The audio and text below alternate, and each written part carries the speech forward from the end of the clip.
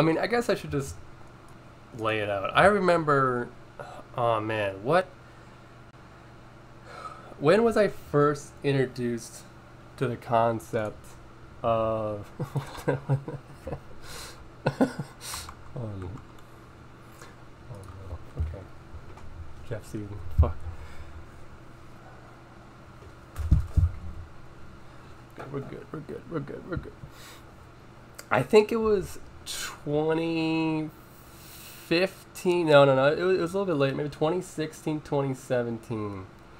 And I remember I was just starting, like I was really focused on being competitive. I wasn't doing anything else. I was out of school.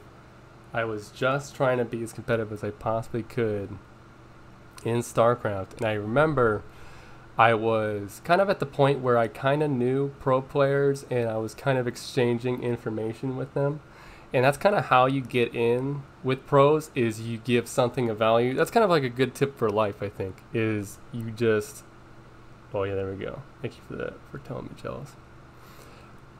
A good tip for life is if you want to network with people who, people who are your peers or something like that, you should always give something of value. So I remember I was just starting to be competitive in the game, and I was talking to different pros, and I was really trying to get, like, I mean, whatever you want to call it, networking or friends or whatever.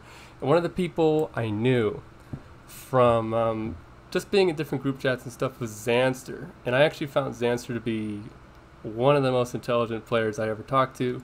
Not because he had, like, the best strategies or his mechanics were, like, the absolute best, but the way he approached,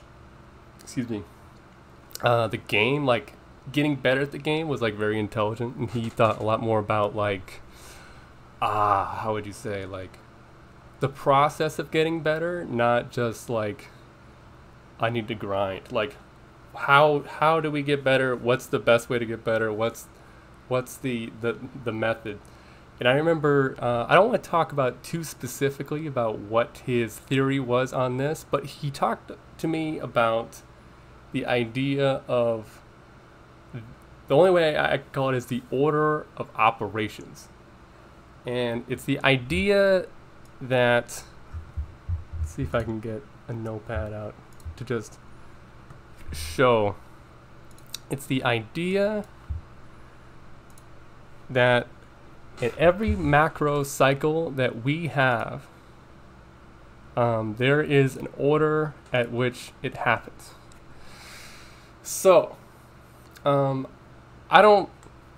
he told me to never tell people what his order of operations were, so I'm not going to give you what it actually was. I'm just going to give an example that someone might come to a conclusion to. You know, what's the most important thing? Let's just say inject. We'll start with inject, and this is how we go through the game. We inject. What's the next thing we do? Let's just say build units, and then we group spread, and then we're doing army movement here. We're doing army movement, and this would be an example of order of operations. So I remember he told me something like this, and and this just goes on forever, by the way. This just goes on forever. The army movement, then inject. You know, like it doesn't really matter which one's first, but this is just like the order, right? You know, you could take it like this, and it'd be exactly the same. It is the same, in fact, right? So he told me about this, and he was like, I think this is something big. And I'm like, okay. And it was the first time I ever thought about the order of operations ever. I never even knew, like, this term. Now that's the only way I could call this, because I've never seen anything like it. I've seen people talk about this in other places. I think I did see a video like a couple days ago talking about, like, the best way to macro, and, you know, if you're not gonna be a good Zerg player unless you know these orders of operations. They didn't call it that, but it was literally just kind of like this. And The problem with this is it's kind of like never seen PEMDAS. No, it's not. Well, like, yeah, but it's not really like PEMDAS. It is, but it isn't. Well, I'll tell you why it's not like it.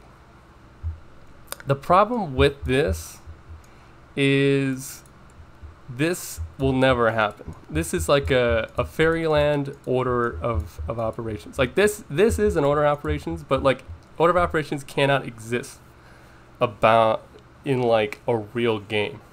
I think both Vibe and Pig have talked about it. Okay, that's good, because I think this idea of order of operations is like, it's total crap. This does not exist. Like, this is a fantasy of what could happen in a game, but the reality is this could never happen, because at any moment you could get attacked or something can happen, and it's not really like this. So I see a lot of people say like, oh yeah, this is your order of operations, just do this, but it doesn't really work versus a real person.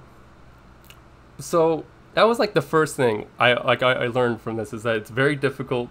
And I kind of approach this as like, maybe if you have a lot of time and you dedicated like months and months as like someone who has a lot of time to dedicate to the game, you could do this.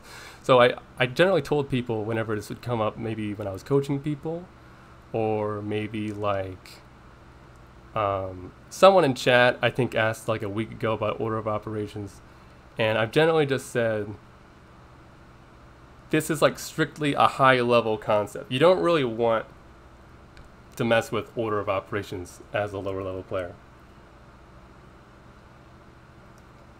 So why am I talking about order of operations if I think it's like way too hard? It's because I realize it's not the level of play that's the problem. It's that this is like an unrealistic goal. And in reality, it would be much more choppy than this. But there still is a rhythm that exists. It just would be, it would be, what do we got here? I wrote it down somewhere. Okay, well first we'd have to make a priority system. So like injects would always go first. Then making units. Then whether the next one would depend. It could be creep or it could be movement. And then whichever one the first one is, you do the following. So, you know, let's just say in this case it was movement. This is our priority system. And then when you actually take a player, it would look more like injects, make units, army movement, make units, army movement. Or it could or it could be literally this, but creep. And then, you know, you might add like a creep at the end of this, and an army movement out of this. But this is actually what, like, the order of operations, I mean, it's not really the order of operations as much anymore, because it's just a priority system. And it depends on what kind of player you are. Injects and make units are always going to be first. But depending on what kind of player you are, it could be creep or it could be movement. And what you choose dramatically changes what kind of player you are.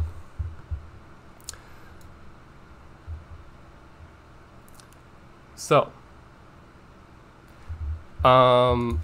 you know, for visualization, this could be someone more like Reynor, and this could be like serral, right? You might see something like this for these players, and this would be like the distinct differences between these players, right?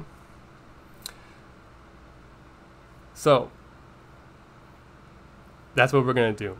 we're gonna talk about reynor and serral and what their order of operations are, but really it's just priority. That's why I don't really want to call it order of operations. It's more like a priority list at this point. Because when you take something like this, and then at any moment you get chopped. Wait, where's the line? Boom. Just chopped. I don't know why I didn't know where that was. Injects make units, and then you get interrupted.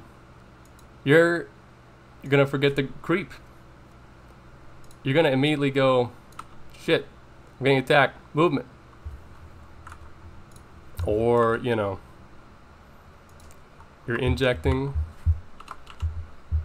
someone attacks you, you're instantly gonna exit out those two things, go straight to movement, because you're dealing with the problem at hand right away. And that's not to say that this doesn't exist with a priority system, but there is an inherent rhythm here of what we're doing, and injects is always going to be the baseline no matter what. And, you know, make units, army movement, in this case is home row. This is safe, and this correlates a lot with what we want to do when this is home row, and this will change your games completely. If all you want to do is move your army around, you're going to move completely different than if you want to creep spread. So what my plan is we're going to look at serral, and we're going to look at reynor, and we're going to see what makes them different. And I know a lot of people will think, well, reynor and serral, and they're going to think of like, well, they do this build and he does that build, and he would do timing there, and you know, and then serral wouldn't. And that's what's different about these players.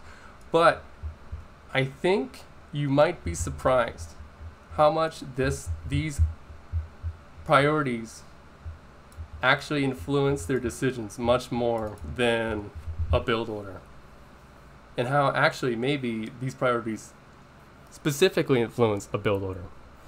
And it's kind of the inspiration for like everything they do when it comes down to like what this is. This is literally like the nuts of what Zerg mechanics are. So I definitely still think this is like a super high level thing, but I think understanding it slightly differently like this, not as order of operations, but rather a priority system and a rhythm that you're shooting for, I think if you're a new player and you're starting, I think this is actually doable. I think it's actually like semi-realistic to shoot for one of these kind of rhythms, and just improve off of that and have that be your foundation, which I cannot say for the example for the order of operations. It just does not work at any level.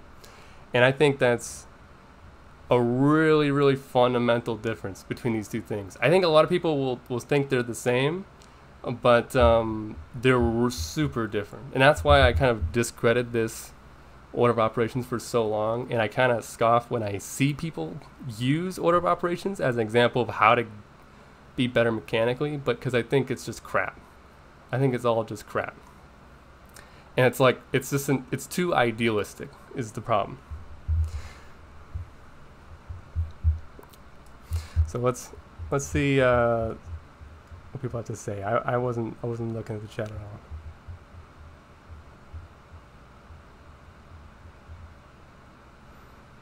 I think of them as guidelines, like Pirates Code. Yeah. What level would you start worrying about it? I think you can start worrying about it immediately. Because originally, when I always talked about order of operations, I said never, or never. Not even at the highest level, because I thought it was useless. But I think this concept, I think immediately you can think about it, you can keep it in mind, and then just do it.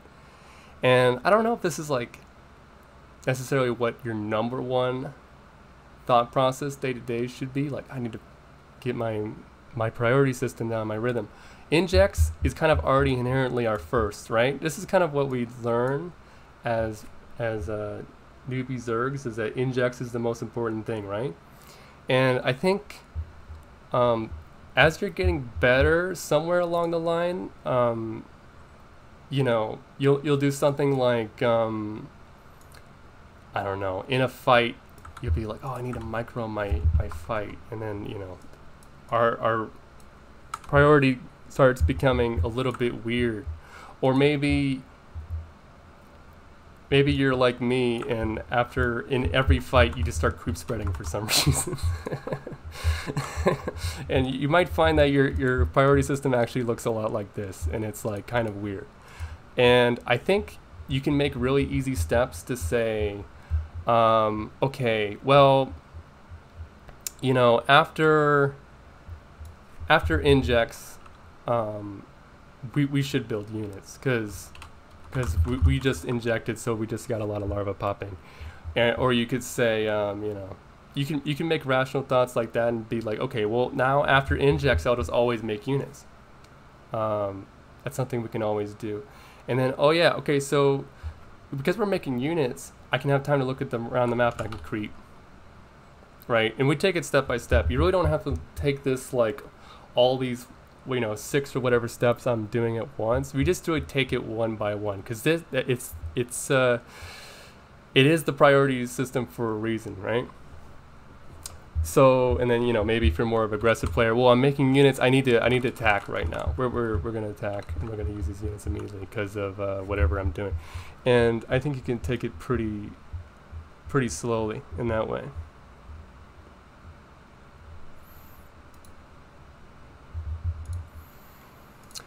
All right, let's see what else people say. How do you incorporate scouting into this? And if you feel like you don't have the APM for everything.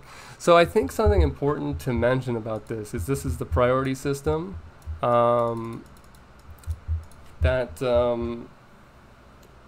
really heavily applies to mid game. It really applies to mid game more than anything, because when you're popping queens, you might not have an inject. Like, let's just say, for example, ZVT, we're pulling our queens. We got 2 on the way, 1 in the main, 1 in the nat. We're pulling both those queens. We're fighting out the Hellions, and our injects popped. But we're not going to go back to inject them because we have 2 queens on the way. So we're just going to let those handle themselves. That kind of changes the rhythm, right? This is kind of an exception to the rule. Like, but a lot of things like that happen. I think so because of that, I think like 1 to 4 minutes, I'd say, is really a much different story. It's more, what is our build, what do we need to get down. So, like, you know, if I was coaching, for example, I'd give a good way of associating scouting with something else you're doing, and then we kind of find different ways to remember doing that stuff. But this is more like, all of our buildings are down, all of our queens are set up. How are we going to play this out? This is definitely more of a mid-game focused method.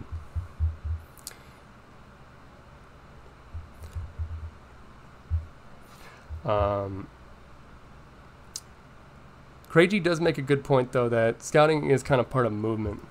If you had to put it into something, what's the ideal time to return to the inject? Well, the ideal time is precisely when the inject pops. But that's why you're seeing a lot of inject, make units, army movement, or make units, army movement, is because you're going to do this many times before you finally get back to inject. That's why I really hate when people have something like this, and they'll be like, this is the order of operations, guys. This is what you do. This is how you get good at Zerg. It's really not realistic, right? Because there's so much more repetition going on. When to come back to injecting is something that, I mean, that's a whole different topic. But that's a rhythm in itself. That's That's a tough one. I think just practice is the only thing. We can talk about practicing injects all day, but that's a whole nother video, whole nother stream.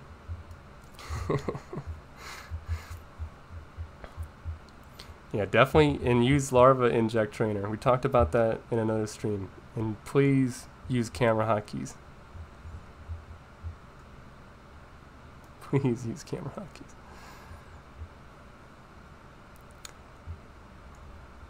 Yeah, good mechanics are hard to practice on ladder. You should try practicing on customs versus an AI, or maybe nobody. Maybe literally by yourself you're practicing.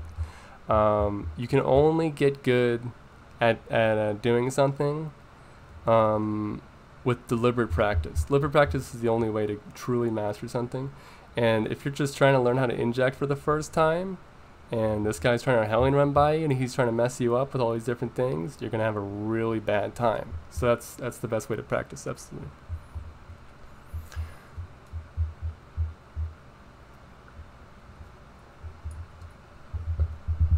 Oh my god. Water.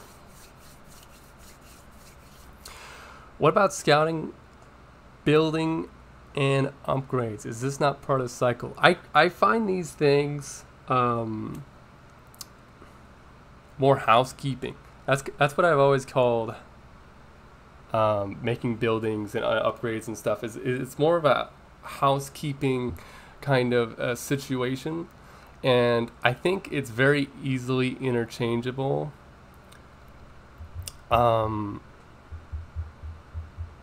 This is also, okay, this is actually a great point to lead off on why the idea of order of operations is kind of a scam. Because really, in reality, take something like this. Take something like this rhythm, right? This is very aggressive. We're looking at our units and we're building stuff. We're not looking at our hatcheries when we're making units. We're looking at our units that are moving, and while they're attacking or moving or whatever to our area, we're building very quickly, right? We're building the units in our base. And then you take things like injects and creep spread. These are just home row. We're just chilling. And in reality, what would be here is like in reality, what would happen is after injects is like we'd build a roach ruin or something. We're doing little things in here. This is more our defensive designated areas where we're just like oh, we actually just need like a fourth base, and we just need spores and stuff like that. But the idea is it's what we're looking at. Injects, we're looking at home. We're looking at the fourth base, where we're looking at the fact we need a roach warren, spores or whatever. Making units, army movement can be associated with scouting, but now that I think about it more, I really don't think army movement associates with scouting, because when I think army movement, I think of my lings. I'm moving them around. Maybe I'm setting up for a run by. Maybe I'm scouting with 2 lings versus Protoss, but that's like the 1 out of 50 scenario. So I feel like it more kind of goes in line with the inject creep spread. This is more like this. We have our passive category here, and we have our more aggressive category. And that's not to say that aggressive players don't scout, but these are like different purposes, different modes that we're in right now. And you could also say this is like early game versus mid game, a little bit. Like we're taking bases, we're making spore crawlers, we're playing defensive, and I think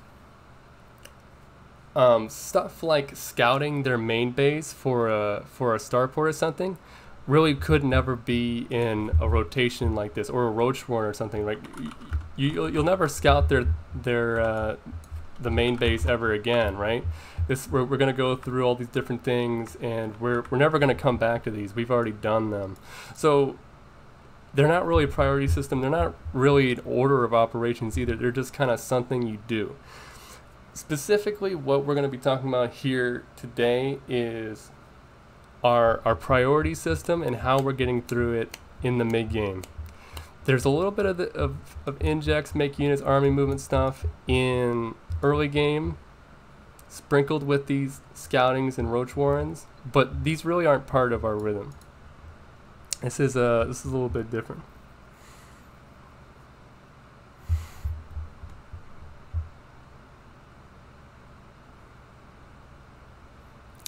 My F1 to F4 are army control groups. Oh my god, Boom, you're crazy. Have you seen the new bug? Yeah, I've seen it. We're making the most of the bug by doing this. You stop 12-volt drone pull and going ash first. Wow, man, do I have a video for you? Look at my YouTube channel and you can find out the easy way and the hard way. Okay, so I think I've gone on about this enough. And I think what I really need to do is show what I mean. I think this is maybe being sold as like the answer to all things, where like you just have this perfect rhythm and it incorporates scouting and it incorporates incorporates when you're making your buildings and stuff like that. But that would never happen. There's like if you're talking about like a priority system, building like scouting. Scouting is always going to be right after injects. Scouting and then tech structures. I'll just say that. You know, if we're talking about like priority, it'd always be like this. Like you'd never want to not have injects first, and then scouting, and of course with what you scout, you're making the tech structures and stuff like that. But in the reality, when you're doing these things, you know, if I was coaching you, for example, I might say, oh, you make this tech structure, and then it triggers the timing for when you scout, because it's actually the same time. So, you know, in reality, it might actually be like I make the layer, and then you're like, oh, it's time to scout, because it's just it's the right timing for it. So stuff like this, it's just not so realistic. So I think the best thing to show, besides this god-awful notepad that I've created now, is actually just to show the games. We're gonna look at reynor, and we're gonna look at serral. Now, we're gonna look at their rhythm specifically in mid game, and we're gonna see not only the differences in their priority and like the decisions they make, and but rather like how it changes who they are as a player, and how even though they might be playing the same unit compositions, it actually makes wild differences in the game. So that's really what I want to focus on, because I think people want like this catch-all where they have this rhythm that just like plays like minute 0 to all the way to 16 minutes, but it's not really like that. It's a priority system. It's a guideline of how to play when you have all of your chips. It's not exactly something you can do in minute 1. I think there is maybe a case for you know, just having the priority out there, but like I said, like maybe you make a tech structure before you scout. You know, it's not really that set in stone, right? Because so many things depend in the early game. But the big thing about mid game is once you hit that flow, you have, you know, your 3 to 4 bases, you start hitting a rhythm that cannot be stopped under normal circumstances. It's very unusual for somebody to be able to stop that rhythm once you're established like that, especially as a Zerg player. Once you're on 4 bases, it's super powerful, you know, the situation you're in. And, you know, anybody who can take you out of that once you're in that point of the game are world-class players, absolutely world-class players. So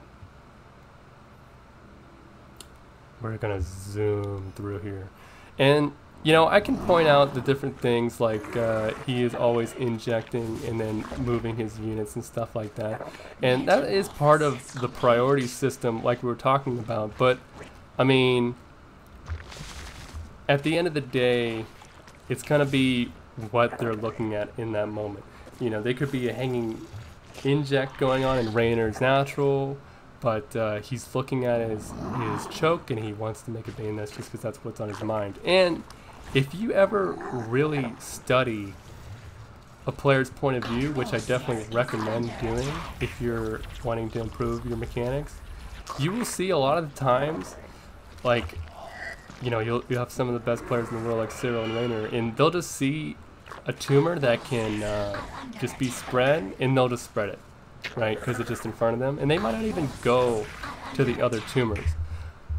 It just happens to be what's in front of them, so they just do it. And I mean, that's not perfect by any means. You wouldn't want to do that, but if you're like Reynor, for example, who really doesn't creep spread that much in mid-game, that might be the only way you do creep spread. And this isn't really a testament of how bad Reynor is at creep spreading. It's just he doesn't care about that when mid-game really kicks off, because it's just not important to Reynor and to who he is as a player and what he likes to do. And already, I want to go back just a little bit. The mutas come out. He's doing a little bit of housekeeping. He's getting his upgrades. He makes sure his injects are good. Getting the Baneling speed upgrade. And he's just looking around. He's just moving units right now. But as he's moving units, he'll just pop in with a couple rings or something like that. Yeah, there he goes there. He looked at his lings, he saw that there were tumors there, and he just did it. He didn't spread any of the other tumors. He didn't make more tumors, he's just totally focused. He's moving, making units, moving, morphing Banes, moving, making overlords. He rallied specifically to the main there. But you see a lot of this repetitive movement. He has tumors open. It's not that he can't do anything else, it's just what he deems the most important. And what is he getting out of this? He's moving his mutas really, really intricately. And he's getting a Viking for it, and he's fishing for a tank, and he's fishing for reinforcements to catch. Of course, who is this? Innovation is very good at what he does, so he's not going to let that happen. But you might find a lot of players would be creep spreading and doing other things, and they wouldn't have mutas in the way they do right now. And that's the huge difference of like how Reynor specifically does this push. Right? He's setting up lane counters because he needs to move. Innovation's like playing really slow on this push, so he's taking the initiative because he has the time. Right? He is not missing the injects while this is happening. He actually is doing pretty solid injects. It's just he's deciding to hack the creep spread over the possibility of sniping a tank, the possibility of getting a run by in, the possibility of catching reinforcements. And this is what makes Reynor who he is, right? This is 100% the defining feature of Reynor. And then he just comes out. And because of what he did with his movement, he also killed 14 LCDs. Right? And oh, I got one tumor. He just spread one tumor. That's it. Because he just saw it. It's not in his priority system. Army movement and injects, of course. Army movement and making units. He's looking at his mutas, and he just made another muta. Okay, now we're doing some housekeeping. We're getting some upgrades. We're making some gases. We're making base. But then right away we're getting back into that zone. You see the rhythm I'm kind of talking about when I show it like this. Really what you're doing is, I mean, you might have a stop where, oh, we gotta make bases, we gotta make tech, spores, scouting, whatever it is. But the point is that that's not necessarily part of it, but rather we're finding kind of a tranquility between these little things we have to do and the things we always do. You see stuff like this. He's always making units while he's moving around. And of course he's counterattacking because he's reynor. And then, you know, the game absolutely ends where with reynor this reynor like doubling the supply. You know, and then there we go. And that's pretty much that.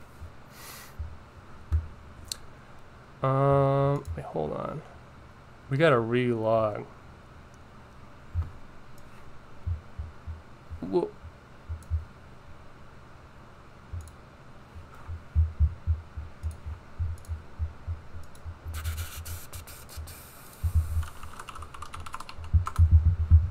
Leaked. Okay. So keep that in mind. Keep that in your head. The reynor rhythm he's doing.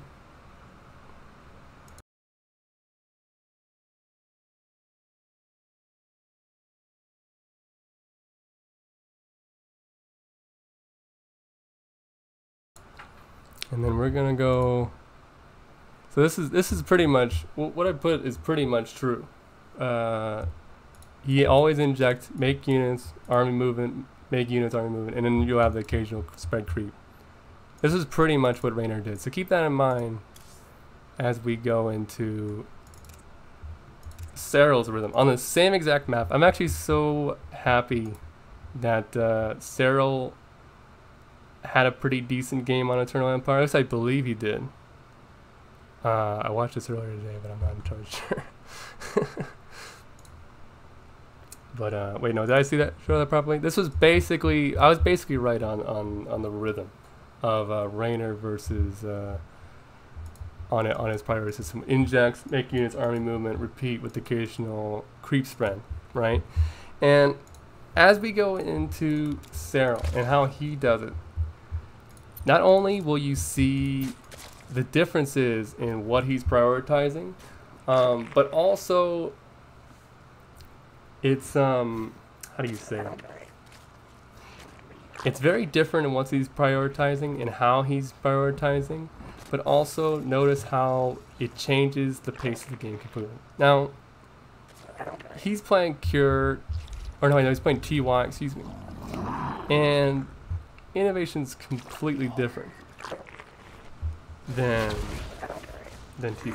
I mean, they have their whole style that is really hard to compare. I mean, it's as hard as reynor and serral, really. But even with that, you can kind of just see, coming from the POV of serral, like why these games play out really differently. It also is because of TY, but it also is because you're just playing the game completely different. And again, you got you have the injects coming when you can. Injects always #1 priority because it's a priority list. It's not an order of operations. And you know, the things are coming. Scouting is happening for sure. As we hit in the mid game, really, like right now, I don't want to focus on as much because it's just kind of taking them as they come. Oh, queen popped. You know, that queen at the third popped a little bit later than the first two. It doesn't mean we're not going to inject them. We're just going to take them as they come, right? You're not going to ignore a fresh hatchery ready to be injected just because your priority, you're on the wrong part of your priority list. That's why it's a priority list, not the order of operations. Okay. So finally getting done with a little bit of housekeeping here. Let's move on through it. Our forces are under attack. Okay, we're starting to do things a little bit. We're already noticing a lot more creep setup for serral. And he's scouting a lot more. He's taking a much more passive approach to this game and just making units. He's moving his army a little bit and then creep spreading. Of course, we're always going to get injects first when we can. He's waiting for me to set an important note of why he's not building. Okay, we're building. we're double checking on all the injects. A lot of times when I've seen good players waiting for something like mutas or something, they just double check on all their injects, making sure it's actually stacked. He's moving his army, creep spreading, moving his army. Finally, the mutas are out. Now we can do stuff. And he is just taking the backseat on this. Of course, he doesn't have to commit. It's all on TY to come in. Okay, he's making units right now. He just made 4 drones as he came in. He just made 2 mutas. Look at the production time. He snipes the missile turret, immediately makes more mutas. And he's just focusing on covering his bases. And then now we go back to creep spread. See, there's a little bit of a mix, right? We're doing army movement and building at the same time, a lot like Reynor, but we're mixing in some creep spread every now and then. You know, and I think this really is a testament of the game state. You really can't just do creep spread, army movement, creep spread, army movement forever. Because you'll never build anything. Of course, if you're waiting for mutas, that can work. Or altars, something like that, brood lords. But the reality is, you know, we're in ling bling phase. We just want to make a bunch of stuff. So a lot of it's army movement build units, army build movements, and then we mix in some creep spread because serral likes a little bit more creep spread. If you had a much more passive style, let's say like Roach Ravager, you could very easily just inject tumor and then make units and just not move your army at all, right? That could totally be a legitimate way of doing it for like, you know, a couple minutes just before you get whatever you're saving up for, whether it's bleed or etc. So that's why it's really not like a solved priority system where it's just like, okay, this is the best way to do it no matter what. You should always prioritize these things, and it's just always good to do it like this. Because look at serral. I mean, he's actually playing a lot more aggressively than I've personally seen him in the game, a couple games I've seen him lately. And he's still way more passive than Reynor actually is. Because what is he doing? He's doing drops, he's doing mutas, yeah. But Reynor was doing run-bys and mutas at the same time. And he was fishing for tanks and stuff like that.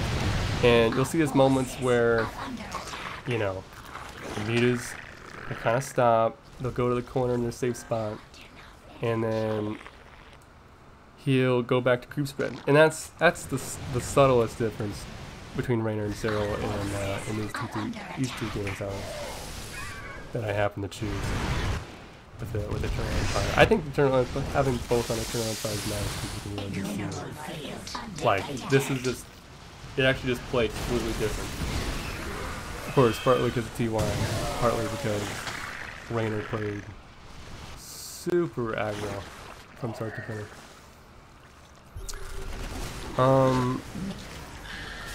And then you just get serral's out 90 pounds. You know, this is just a wash at this point. Our forces are under attack. Mineral field depleted. Clearing units, and actually, funnily enough, the game is pretty much won at the same point, at the same spot on the map that it was for Reynor in his game, right outside that natural base. So, why am I talking about this? Why did I even mention all this stuff? You know, we get it. There's the difference between the players and how they prioritize the different things they do, etc., etc. The reason why I think this is important is because, as I was saying before in the beginning, you have these people that will say, this is the order of operations. You always want to inject, and you always want to make units, and you know, creep spread, and always want to, you know, army movement and stuff like that, and it just goes on forever and ever and ever. times infinity. But it really is just like, it's like the Bronze League way, or like if someone only played chess and they didn't realize that there's another player and they can really mess you up, you know, but with certain moves, and how it can very easily be like, oh, I got stopped here, we're immediately exiting this out, and we're, you know, where's our rhythm in this order of operations, you know, crap, I have to do everything all over again, when it really should be much more fluid. Like, of course, injects into making units in the group spread and army movement is a great order of operations, but it can't strictly be this order in reality. And I think just slightly changing the context of this is a priority system, and then we take rhythm, and then we just say this is a rhythm you can have. You know, it kind of reflects what we're talking about, right? It starts off the same, but very quickly it starts changing up. Very quickly it'll start changing up. And these differences are definitely stylistic. And you'll have to find for yourself what differences you want to make. And I have a feeling a lot of the differences will be like if you like reynor over serral. You know, not to say this is the serral's 100% rhythm in games, and this is his priority. But if you really study a player and you find, oh, they're playing like this a lot, you will emulate them, and then, you know, you will just become naturally this order, this rhythm. And, you know, I've talked to people who, honestly, I never would think of doing something like have an order of operations, talk about this, and I always just say, don't do it. It's a waste of time. It's way too high level. But the more I thought about it, it's not that it's too high level, it's just unrealistic. It is basically what it comes down to. Is just having this as just your golden god is just way too hard. It just cannot work. So if you're a new player, that's perfect. Like, you're totally fresh off the boat, you're ready to go. I mean, you have no chains tied down. What I would do to be able to play this game without like these terrible habits of overly group spreading, or I don't even know, like groups trying to make units during fights when I really should just be microing or something. You guys can just take this and just know what to do from the beginning and just work on it. Not to say if you've been playing a while you're screwed, but you will have to take it one by one. I did mention it earlier where, you know, maybe you already do one of these things, like right after you inject you make units in general, but there are little habits you might have to kick, like if you're just, I mean, we saw it a million times with reynor and serral, where like they're moving units, they're hitting a turret, and they're making whatever they need at the same time.